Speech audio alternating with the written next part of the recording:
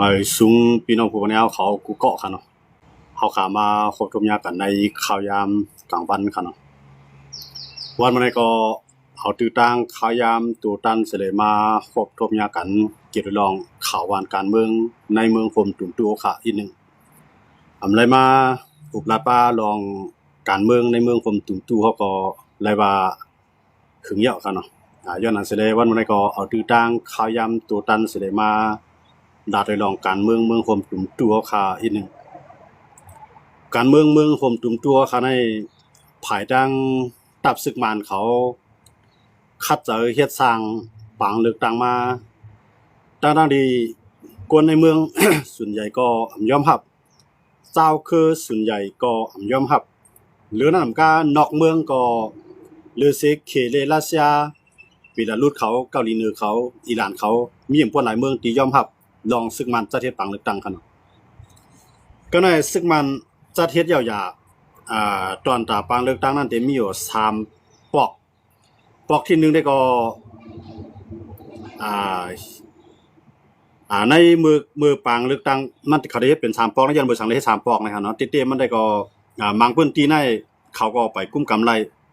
เขาก็ได้เลือกเฮ็ดที่เขากุมกำไรกว่านั้นขนาดเนาะมื้อเลยได้ก็เลยว่าเขาเฮ็ดยาวกว่า3ปอก3ปอกในก็เลยว่าศึกมันเปลี่ยนเปลี่ยนผายเป้ปูนกว่าตั้งนำตั้งหลายว่าสภาเสื้อสาดนี่ว่าสภาพวนเมืองนี่ซึ่งในก็เฮ็ดให้ศึกมันในเป้เอาตีอยู่ไว้ตั้ง2ผายคั่นเนาะส่วนใหญ่ในผายสภาสูงในซึกมันได้นำเลยเปิ้นเนาะก็ได้ภายสภาพเต็มสภาพคนเมืองซึ่งในก็ซึกมันก็เป้ปูนไว้เปลี่ยนส่วนใหญ่คั่นเนาะเขาว่าเลือกตั้งเป้ไรตั้งนำตั้งหลายนั่นขนาดเนาะทีในว่าเสซึกมันจะเฮ็ดปังเลือกตั้งปืนเผาเฮ็ดปังเลือกตั้งยาวอยากเขียนดีงามนั่นน่ะซึกมันเขาก็รัดว่าคนเมืองส่วนใหญ่ในตึกเกียกซึกมันเลยตึกเลือกซึกมันเปลี่ยนไว้ลงปองซึ่งก้อยกาบ่มาด้วยทางด้านภายอาเซียนเขาอันนั้นก็อาเซียนภายดังเมื่อเรียนก็เขาเมื่อปีกายได้เป็นมาเลเซียเป็นผู้นำจึงในอาเซียนคั่นเนาะปีในซ้ำได้ยุกย้ายค่ายที่บันให้เป็นฟิลิปปินส์เป็นประธานอาเซียนเนาะฟิลิปปินส์เป็นผู้นำจึงในอาเซียนเฮาค่ะ11เมืองก็ในฟิลิปปินส์ใน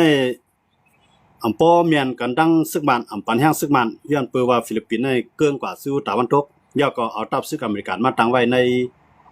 ทัพซึกอเมริกันมาตั้งไว้ในเมืองฟิลิปปินส์คั่นเนาะก็ในฟิลิปปินส์ในเขในอำเมียนกัน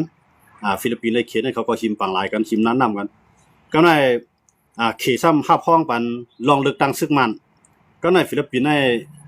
อำฮับพ้องปันคั่นเนาะปองว่าปังเลือกตั้งซึกมันเพราะกำในมีร้องเพลงเป้งเปลี่ยนธรรมตอนดาคนเมืองกำในอันเลือกตั้งในก็ใจกลางใจคนเมืองใครเปลี่ยนมันเปลี่ยนอาณาซึกมันมักคานเอาเตียกเตียงเอาให้กว่าเลือกตั้งบางส่วนก็เปลี่ยนภายตื้นเปลี่ยนใจซึกมันอยู่เย้าใจกว่าเลือกตั้งคั่นเนาะย่อมมันจะนั่นเลยบอกว่าปางเลือกตั้งพอกำได้เนี่ยมีเซียนเฮาค่ะ10เมืองเนี่ยมีไผห้องหับคั่นเนาะย้อนเมืองนี่ในอาเซียน10เมืองเนี่ยเขาได้ถ่อมนายกาของอาเซียนเนาะเขาได้ถ่อมผู้นำจึงของอาเซียนผู้นำจึงของอาเซียนก็เป็นฟิลิปปินส์คั่นเนาะเป็นฟิลิปปินส์ย่อมมันจะนั่นเลยต่อให้ลาวเขากัมพูชาเขาใครฮับพ้องอยู่ในซิต้าก็เตรียมจะฮับพ้องอย่างว่าย้อนเบิกคำใจประธานอาเซียนใจผู้นำจึงในอาเซียนคั่นเนาะมันติดเหมียงกัน1ปีใน1ปอกเด็กค่ายกว่าจังนั้นที่คั่นเนาะ1ปีในก็1เมือง1เมือง1เมืองมันได้ปีกันกว่าแต่ได้เป็นผู้นำจึงในอาเซียนคั่นเนาะย้อนบ่จังนั้นดังว่าเพราะกันในปังเลือกตั้งซึกมันในยาวกว่าในซิต้าก็มีไผยอมรับเนาะกำไรเลยเสียมีไผยอมรับลองปังเลือกตั้งซึกมันในยาวในมันยังมีข่าวออกมาว่าซึกมันในยาขีปนาวุธอันเจ้าคือเขาที่ดอกคั่นเนาะเขาว่าอันที่เจ้าคือให้ดอกมันจังว่าจรวดอันคล้ายๆเหมือนหนังล็อกแก๊สอะฮะเนาะมันก็ได้เป็นแท่งเสี้ยนของมันนั่นก็เขาเลยยื้อใส่ซึกมันยาวก็ยาปู่ลงซึกมันแล้วก็มีหนองแหลงยาวกว่า2ก้อในคั่นเนาะนั่นได้ก็ไปมีข่าวยืนยันเต้ๆคั่นเนาะก้อยก็ว่ามีหนองแหลงนั่นก็หายกว่าหลายวันคั่นเนาะนับตั้งแต่มีข่าวออกมาว่ามีหนองแหลงในยากินแล้วอยากก็ตั้งลูกน้องตะเป้มันตามใจมันเป็นผู้มีจันก็มีข่าว2ก้อนะครับเนาะอันนั้นออกมีข่าวมากครับเนาะจะเป็นตั้งข่าวคิดดิบมีเดียเขาออกมาครับเนาะทีนี้ก็ลาว่าซึกมันในยากินกว่าข้าวแห้งแล้วในครับเนาะตอนตามมีหนองแหลงครับเนาะอันนั้นได้ก็ไปมีข่าวยืนยันได้ที่นึงครับก็ในภายซึกมันก็ออกมาตอบขึ้นว่ามีหนองแหลงในตึกอยู่ลีกินวานอยู่ไปมีลอง ตุ้มตื้อสังในเขาเนาะภายทั้งข่าวซึกมานเขาMRTV ซึกมานเขาก็ยังออกมาปากเป็ดนะครับเนาะว่าข่าวอันออกมาเนี่ยจะลองเต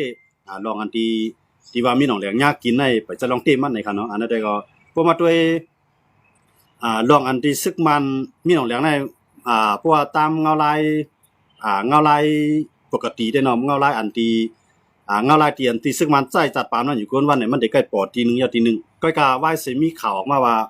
มีหนองแหลงยากกินมาเจ็ดข้าวแห้งนั่นเองทำได้หันมีหนองแหลงกับปอที่ไรเที่ยงเนี่ยอันนั้นก็เป็นอันที่สีขาวเขาตั้งความถามไว้ตั้งนานกันเนาะที่ซึกมันอันเป็นสีขาวซึกมันเขามาทีวีเนี่ยเมียมาเดตินเนี่ยหลายสื่อหลายนะครับเนาะเขาได้ออกมาปากเป็ดว่าลองข่าวอันว่ามีหนองแหลงมาเจ็บนั่นทำใจลองเต้มันเป็นข่าวตู้ข่าวพังเนี่ยเขามาปากไว้จังไหนก็การข่าวเมื่อจังไหนคิดดินวิทยาเขาเนี่ยละลายอันเขาเนาะเขาก็ออกมาแล้วว่ามีหนองแหลงได้ตั้งลูกน้องตะปี้อันตามใจมันขันเนาะเป็นผู้มีจันใหญ่ก้อนหนึ่งอันนี้ก็ออกมาแล้วว่าญากินหมัดเจ็บพาวแห้งไว้ก็ตึกเมียนพองข้าวยำหักษาตัวไว้อยู่ในนั้นขันเนาะคืนห้องยาไว้อยู่นั่นขันเนาะนั่นแต่ก็เขาเดี๋ยวเลยไปด้วยทางอีกหนึ่งมาสองมันใจลองเต้เพราะมันใจลองเต้ก็ขยุ่มยำว่าพี่น้องคนเมืองใต้เขาเกาหลีพี่น้องคนในเมืองหุ่มตุ่มเกาหลีเนาะเตียงกันยินจมเตี้ยอยู่ขันเนาะสังเกตว่ามีหนองแหลงในญากินกว่าเต้เมื่อหนังอันข่าวออกมาขันเนาะก็นั่นได้เขาเดี๋ยวเลยไปด้วยทางนั้นขนาดเนาะมือเดียวได้มันเป็นข่าวลือข่าวลือในเซต้าก็มันซ้ำไขมันแม่นอยู่พ้องซึ่งเวลาในมันหันมีหนองแหลงในกับปอที่ไรแห้งเนาะป้ายเสมีข่าวมาว่ามีหนองแหลงยากกินเหย้าในนั้นมันไปกับปอแห้งที่ไรนั่นขนาดเนาะหวังว่าอันนั้นก็เรียบตีมีส่วนเปลี่ยนกว่าไรตีอยู่ในนั้นขนาดเนาะอันนี้ก็เขาขาดที่ไรไปตัวทางตั้งหน้าว่าศึกมาใน2มันหมันที่5นะพวกหมันที่ก็วันวันไหนก็เป็นวันที่1เนาะกดเตื้อถีก็ได้จ้วมก่อนเตื้อถีเนาะเพิ่มเตื้อถีก็ไรว่าจ้วมที่มีหนองแหลงยากกินนั่นขนาดเนาะสังว่ามันใจลองเตะค่ะเนาะอันนั้นเดี๋ยวเราไปด้วยมันไปมีข่าวยืนยันที่เตะหนังเก่าค่ะเนาะมันจะเป็นละลายผายก็ทัดสร้างให้กำไรผายสื่อข่าวเจ้าคือผายลูกขึ้นนั่นเนาะผายสื่อข่าวลูกขึ้นเขาพีเดียเขาทั้งขนาดเนาะเขาจะได้ปล่อยออกมาเรารอมีหนองอย่างนั้นเนี่ยตรงจีลายลูกค่ะเนาะที่เขายื้อใส่นั่นค่ะเนาะยื้อใส่คลิปน้ำมูดได้ลายลูกเนาะอันนี้มันเป็นเขาให้ดอกนะกล้วยเขาเองเหรอมันใจว่าเขากับสื่อหลังเมืองมากค่ะเนาะเขาให้ดอกให้เขาเขาเรียกว่าจรวดนั่นขนาดเนาะนั่นเขายื้อใส่เนี่ยอันนี้ก็เฮ็ดให้ซึกมันมือป้องเอาข้าวตั้งนั่นขนาดเนาะอันนี้ก็เลยว่าเปลี่ยนข่าวลี้เพราะมันเปลี่ยนลองเต้ขนาดผมจะลองเต้ก็เป็นข่าวลื้อเนี่ยมันมี2โยกันเนาะเอาครับซึ่งก็กำลังหาข่าวขึ้นมาด้วยแทงว่าเงาลายมือผมจุ่มตู้เฮาข่าว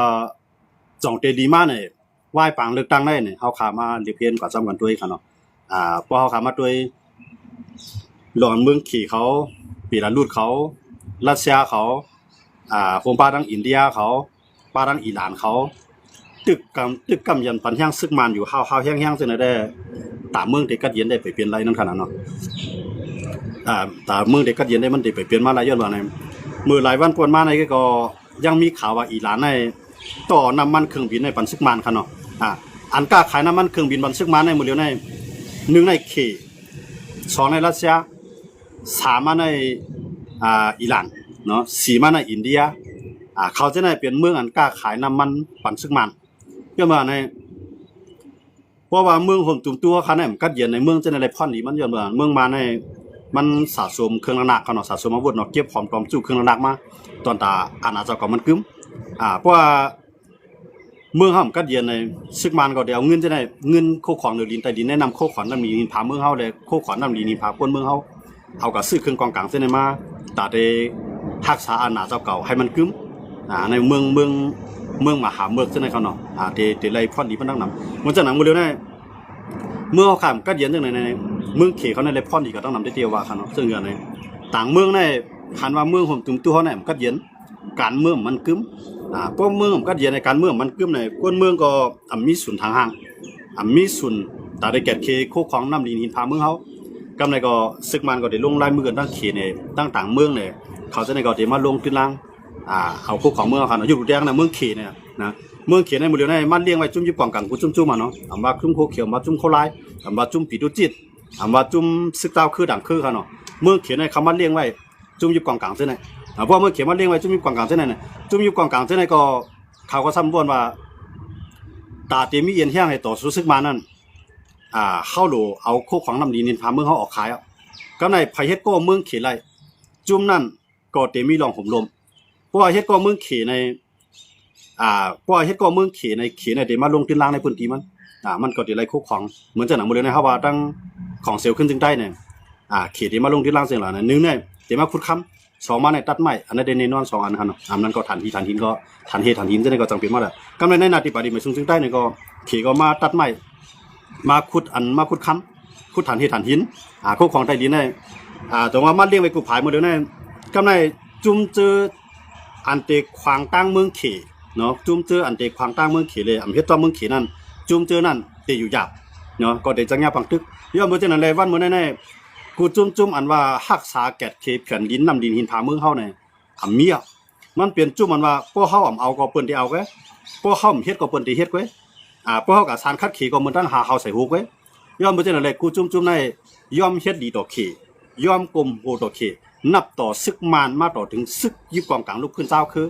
อ่อนกันกลมโหต่อเมืองเขหมดอ่ะจังบ่ฮะพวกจุ่มเลยแข็งต่อเมืองเขในเมืองเขที่กับปัญหาทางดังจุ่มมามังมันก็ได้เลือเสียอำไลวานเมืองอำไลแก่เขก้นเมืองเนี่ยซ้ำแต่ซุ่มบ้านนาดีนาทีแทงก็การเลยย่อมเฮ็ดดีต่อเขย่อมกลมโหต่อเขย่อมลงตื้นล่างปันเขย่อมให้เขมาลงตื้นล่างย่อก็ย่อมเอาแห้งซึกเก่าๆผมโลปันลาปันเขมื้อเลยในก้นเมืองเฮาขากูเจ้าคือขนมคำเลยข้าวเตรียมเลยว่าคือนั่นจุ่มนั่นในเฮาคำนี่ตั้งพี่เขาจะนำกูจุ่มมันเปลี่ยนจังนั้นยาวนั้นขนาดเนาะจังว่าเงาลายดีในก้นเมืองเฮาตีให้ถือเกขายล่ะในหาด้านเกขายมันหยาบย้อนมือซังในเมืองเฮาคาในมันตกอยู่ในล็อกเกมกันป้ายมันมีของเขก็ในเฮาดิเลยมาด้วยแทงว่าเขเลยอเมริกันในคำว่าชิงมันนี่สังหลายหมดเลยคำว่าค่าน้ำหนักกันเข่งตากันร้องซื้อหือล่ะในนึงในอเมริกันเขาเลยตั้งเขในเขาชิงมันเลทัดเลเอิร์ดค่ะเนาะเลเอิร์ดในมันได้เฮ็ดหลายๆเมียวค่ะเนาะว่าได้เป็นเกี่ยวกับลองเทคโนโลยีทั้งหลายนะครับเนาะว่าได้เป็นโทรศัพท์ในโน้ตบุ๊กในสังสิ่งเสียมว่าค่ะเนาะว่าได้เป็นขีปนาวุธเลยต่อบ่ถึงเครื่องบินว่าคือลำน้ำว่าเครื่องลักนักนิวเคลียร์ว่ากูสึกกูลองในมันได้ป้าไว้เลเอิร์ดตัวไหนค่ะเนาะก้อยการในเมืองเฮาคาซัมมีป้าไว้เลเอิร์ดตัวไหนแล้วก็อันเป็นเลทั้งเมียวอันแต่เฮ็ดเรียกแข็งเรียกก้านะคะเนาะเขาว่าไทยคำว่าเรียกก้าค่ะเนาะเรียกกันในเป็นเรียกตอนตาได้เฮ็ดย่องกองเนาะว่าเรียกธรรมดาเหมือนจังว่าเฮว่าสังว่าจังได๋ก็เฮ็ดธรรมดาเนี่ยมันสิเป็นเรียกอ้วนก็เรียกก้านว่ามันสิเป็นเรียกแข็งเนาะเรียกแข็งเนี่ยมันสิเหมือนจังว่าพร้อมได้เฮ็ดขีปนาวุธเนี่ยเฮ็ดเรียกย่องกองเนี่ยเนาะจังได๋ในเมืองเฮาคาซ้ำออกว่าดีในย้อนบ่จังได๋เลยต้องว่าเมืองเฮาคาเนี่ยจุ่มเลยกลุ่มโหดต่อเมืองเขจุ่มนั่นก็สิเลยกินกว่าจ้อมเงาลายมันจุ่มเลยแข็งดอกเขจุ่มเลยแข็งต่อเขจุ่มนั่นก็ดีจังยาปังตึกย้อนบ่จังนั้นในข้าวยามหมดแล้วในมีจุ่มไหลขยาปังตึกกูจุ่มมาเนาะต่อบ่ถึงซึกมันต่อบ่ถึงซึกลูกเพื่อนต่อบ่ถึงซึกใต้เอาค่ะกูจุ่มในมีไผใครเข้าปังตึกเจ้าบ่าเนี่ยย้อนเบอร์หันตัวแตกตัวอย่างมันปังตึก1027นั่นเฮ็ดให้เจ้าคือเขาไล่ลู่ใหญ่ซุ่มหลงเฮ็ดให้คนเมืองใต้ไล่ลู่ใหญ่ซุ่มหลงกำไรลองพร้อมของเมานั้นมันเกิดขึ้นเนาะมันจังว่าเจือนตึกก็ตึกกว่าแล้วเจือนอยู่ก็อยู่กว่าแล้วเจือนเฮ็ดก็เฮ็ดกว่าแล้วมันกว่าแนวตั้งนั่นไปเลยจังว่าผ่านได้ก็จังจ้อยเผาเนาะยามบ่จังเงาลายในใส่กำไรเมืองเขียนก็ไม่ใจแห้งน่ะกูซึกมาในกวนปังคั่นเนาะเพราะซึกมากวนปังพูดเนี่ยต่างเมืองได้จิ้มเข้ามาคำเดียวอันจำไทยก็ได้จันเอาไทยเข้ามามีอันน่ะจำเรียนลิ้นอันจำลาวเฮ็ดก็ลาวมันได้เป็นจังนั้นอันจำอินเดียที่จันเอาอินเดียเข้ามามันได้เป็นจังนั้นได้ตรงว่าอันไหนเขตได้ใครเขาจะได้เข้ามาที่เฮ็ดคือเลยอย่าให้ต่างเมืองมีอาณาประวัติเมืองเฮาล่ะนี่ก็การไล่ปัญหาซึกมันให้ซึกมันในห่มงามไหลกูจุ่มในพอซึกมันห่มงามไหลเนี่ยจุ่มเจออันนำตึกซึกมันก็จุ่มเจอนั่นติเลยพอนดีจุ่มเจอตึกซึกมันจุ่มเจอนั่นก็ติเลยชุ่มน้ำยังบ่จังนั้นได้ตรงว่ากูจุ่มเนี่ยมีไผใครตึกซึกมันเนาะในข้าวยามหมดเลยน่ะมีไผใครตึกซึกมันอันไกลตึกอยู่ในก็มันจึงมี PDF ไว้ค่ะเนาะ PDF เว้คางไงอยากขายไงย่างเผือกย่างเหลียงย่างเผือกได้ก็ไปตึกเต้ๆค่ะเนาะย่างเหลียงขางช้างค่ะเนาะเพราะเขาจะในตึกก็ใจเปลี่ยนนำ1เสียงเรียกวันสิตึกค่ะเนาะเพราะว่าด้วยในเมืองขางเนี่ยแต่มีตับซึกได้เหลียงเลยซึกมาในโฮมมือกันให้เลยตึกซึกขางกำไรซึกขางก็โฮมมือกันดังซึก PDF โฮมมือกันดังซึกปีตุจิตต่างจุ้มยาก็ดังซึกขางโฮมมือนี่แหละมังใต้เหลียงก็มีติปึงก็เลยเฮ็ดก็ซึกมันจังว่ามื้อนี้ซึกใต้เหลียงก็ตาได้อยู่รอดไล่แน่เนี่ยมันมีตั้งเรือมันก็แต่กะละเฮ็ดก็ซึ่งมันยันเบื่อเจ้าคือในกับมังมันเหมือนเจ้าหนัง PDF เข้าในค้างเข้าในอันใดที่เป็นใต้แรงใน เขาพิวไปหมดว่ากองว่าม่วงว่าจอมปิ่มปันปุกเนาะลิงปันสวนก็ในเก็บซึกบ่เก็บซึกนำเอาใต้เหลียงนี่ก็อยู่หน้าซึกเอาเข้าปางตึกเฮ็ดอะไรใต้เหลียงนั่นมีดังเลยก็ตัดได้อยู่อะไรในทุ่งดินเปียงนี่ก็เลยใต้เหลียงในก็เลยห่มมือกันดักซึกมาในหมู่เดียวในขึ้นซิมไรในเมืองขังในทางตั้งนำค่ะเนาะตับซึกใต้เหลียงเลยตับซึกมาในไล่ซิมไล่ปืนตีผีเดียบเลยซึกขังกว่าตั้งนำเยอะค่ะเนาะริมนี้ในเวียงวันหมูในแลบเตรียมรอดขึ้นค่ะนะแลบเด็ดตกอยู่ในมือซึกใต้เหลียงเลยซึกมันขึ้นครับเพื่อเมื่อในซึกเต้าเคยเตือนเฮ็ดเอาในซึกขังก็ใครมันมีซึกขังมันก็ใต้เหลียงออกค่ะเลยเรื่องบ่มีแนวตั้งป้ายบ่นั่นได้เลยต้องว่าอำเลยตั้งหัวมือตีใต้เหลียงยาก็ใต้เหลียงก็เลยยึดมือซึกมันก็ในเหมือนเจ้าหนังใต้เฮาเนี่ยน้ำเจ้าหนังใต้เฮาคู่เขียวคู่ไล่เนี่ยหมดแล้วแน่มีไผตาได้ฮัดตึกซึกมันเพราะซึกมันมาตึกกันตั้งค่ะเนาะเพราะให้กับตึกซึกมันตั้งน่ะมีไผฮัดย้อนเมื่อหาเนี่ยเพราะว่าตึกซึกมันปุ๊บในซึกมันได้ปล่อยตามหมู่ดังจุ่มในเอาตาเอาหน้าลิ้นมันนะมันก็เลยเฮ็ดก่อซึกมันนั้นถามว่าซึกมันได้เฮ็ดจอมหนังอันเฮาใครเปลี่ยนอยู่ฮะเนี่ยซึกมันนั้นมันเขียวให้นอนรับให้ลืมตื่นบ่กันนั่นก็นะซึกมันในแผนการมันมีจัง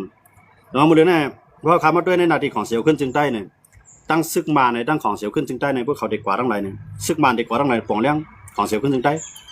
ซึกของเสียวขึ้นจึงใต้เด็กกว่าทั้งหลายป่องเลี้ยงซึกมันหมดเลยในซึกมันตึกเฮ็ดจ้อมอ่ะนะลองป่องเลี้ยงให้กว่าในนาลีนาทีกันนั้นตึกเฮ็ดซึกมันในตึกเฮ็ดจ้อมอยู่อันเมืองย้อนเปอกูซึกสิเรียกได้ตับซึกย่างเหลียงในโฮมมือกันในมังซึกมันกูดูได้เลยตรงว่าให้เลยมังซึกย่างเหลียงตั้งเร็วแกอย่าให้เลยมังซึกสิเรียกก็เลยยอมอุบเฮ็ดก็สิเรียกไปจกข้าวเนาะก็ไม่ถามว่ามันไว้ใจไรฮะซึกมันน่ะไว้ใจไรครับเฮาขามาอยู่ดูแจ้งทางมื้อจ้ามันของเสียวขึ้นจึงได้ในอันเฮ็ดวันเจอจัดจึงได้เฮาใหญ่ลงขึ้นควันตีหน้าศาลเลค่ะเนาะตีเมืองปั่นยังอ่านวางแผนไว้ว่าเตรียมเตี้ยแต่ได้เฮ็ดก้อยก็ซึกมันนะว่าล่ะในซึกมันนั้นว่าเตรียมปั่นเฮ็ดที่ไหนเนาะซึกมันปั่นอาจจะได้เฮ็ดที่เมืองปั่นครับเนาะก็แม้เพื่อซึกมันปั่นอาจจะได้เฮ็ดที่เมืองปั่นในเพื่ออาจจะได้แข่งต่อซึกมันเต้ๆมันได้เกิดปังตึกขึ้นมาก็ในอาจจะได้ไปจังตึกซึกมันเนาะพอตึกซึกมันปุ๊บในนาทีอาจจะได้แก้มาทางมันได้ปล่อยตามหมู่ดังจุ่มมามังอาจจะได้ทางเนาะยังบ่จังนั้นอาจจะก็มีตังเลยแหละก็เลยยอมเฮ็ดตีเงาสิ่งไหลใจแรงเนี่ยนะเฮาขาก็เลยยินข่าวมาจังนั้นเนาะยังบ่จังนั้นว่าจังนั้นเนี่ยไปเฮาเงียบนะฮะขี้คุยนะห้ามใจก็ค่อยเฮาที่ไรตัวเงาลายนั่นคั่นเนาะเพราะเฮาว่าเอาตั้งโตซาวายมังไงพวกมันมาก็ตึกไอ้ถามว่าตึกเขาปี5เนี่ยมันปีเนาะยังบ่จังนั้นในก้นหลวงเขานี่ก็เขาก็สิวนยาวสิวนเข้าหน้าในเมืองไปแล้วปีก็ยังมันเลยเฮ็ดผมเฮ็ดเลยมึงป่านเฮามาเฮ็ดไว้ได้แล้วเหมือนตั้งในเขายังอันได้เฮ็ดที่หน้าศาลีนั่นค่ะเนาะอันนั้นเขาอยู่นี่รู้จักมันก็ว่ามันในมันไว้ใจตื่นไรครับเนาะจึงมาก็มื้อนี้แน่ว่าที่ให้โคเกี่ยวตึกซึกมาในว่าผมจังตึกที่ให้ตึกซึกโคลายตึกซึกมาในก็ผมจังตึกต่อให้ตึกก่อมเป๊ะเนาะต่อให้กับตึกก่อมไปเป๊ะยังบ่จังได๋ต้องไว้การไล่ใส่เงาลายอันไหนสิแลอยู่กว่าเนาะโซกามันไปเกิดขึ้นว่าลองพร้อมโฮมตื้อจาดอันว่าในพวกมันไปเกิดขึ้นอันในห้ำไปต่อสู้ซึกมันได้ต่อให้ต่อสู้ก็มันเปรี้ยได้ครับเนาะก็ในพวกห้ำต่อสู้มันเสมันว่าสังหารเฮ็ดนั่นแหละมันจะถอยมันเนี่ยถามว่ามันจะเลี้ยวห่าถามว่ามันจะเลี้ยวห่าเนี่ยมันก็ตื่นดีครับนะมานนั้นเนี่ยกว่ามาเนี่ยมานมีมดีมานดิมมีพอมันยังถึงมีซึกมันซึกมันเอาเนี่ยต่อให้ใต้เฮาเนี่ยยอมหลังนี้ก็ยัง1เฮายอมได้ก็เฮาได้ซุ่มได้ก็ในพวกห้ำยอมเฮาได้ตึกมันเนี่ยเฮาซ้ํมีรองพร้อมโฮมก็ในพวกห้ำมีรองพร้อมโฮมเนี่ยเฮาได้ตึกซึกมันปีอยู่ห่าเนี่ยปีครับนะซึกมันมือกูปอกในแก่น่ะก็มอกมีเฮลิคอปเตอร์เนี่ยเนาะเขาตึกก็ซึกมันมือเดียวในใจเครื่องบินสู้30วงของเมืองรัสเซียเนาะใจว่าเครื่องบินรัสเซียเมืองเขกำในดวนซื้อมาที่อิหร่านซื้อมาที่เขซื้อมาที่รัสเซียเครื่องนักซึกมันมือเดียวไอ้ตั้งมื้อนั้นเนี่ยมันเบิ่งกันนำบ่กำในซึกดาวคือรู้จ่องไปมีอันเปียงมาน5เนี่ยไปมีค่ะนะดวนในรู้จ่องมีค่ะเนี่ยอันนี้ได้ขยุมยามว่าก็ได้มีอยู่พองนั้นขนาดเนาะยันบ่จะได้เรื่องว่าเพิ่นเฮาคามาด้วยที่นายได้เฮาได้แลหันว่าซึกดาวคือเขานั้นเนี่ยต่อสู้กว่าเที่ยงตานคือก็ไปมีวันตีเตเป้และซึกมันโจการลองพร้อมโฮมมันไปเกิดขึ้นอันนั้นมันเดี๋ยวแจ้งแรงไว้จังนั้นครับเนาะเพราะยังตึกว่าจุ่มเก่าจุ่มใหม่ก็ได้มันเปลี่ยนจุ่มเอาคู่เราโคของได้ลิ้นมันเปลี่ยนจุ่มมันตัดเอาป่าไม้ป่าตอกมันเปลี่ยนจุ่มมันเอาโคของออกเนื้อลิ้นได้ลิ้นในน้ำให้ขายกินมันต้องเป็นจุ่มจังนั้นก็โจกาไปพร้อมกันเฮาครับว่านะสังว่าพร้อมกันขึ้นมาแล้ว ปดตึกกูจุ้มตึกกูภายป่าล้อมวานวานล้อมเวียงเฮ็ดให้เสเข้าต่อสู้ศึกมันได้มันได้เรียกหลายอยู่เนาะการเมืองเขานะเฮาก็ได้อยู่ตรงอยู่เตียงนั่นมึงซึ่งหนังมึง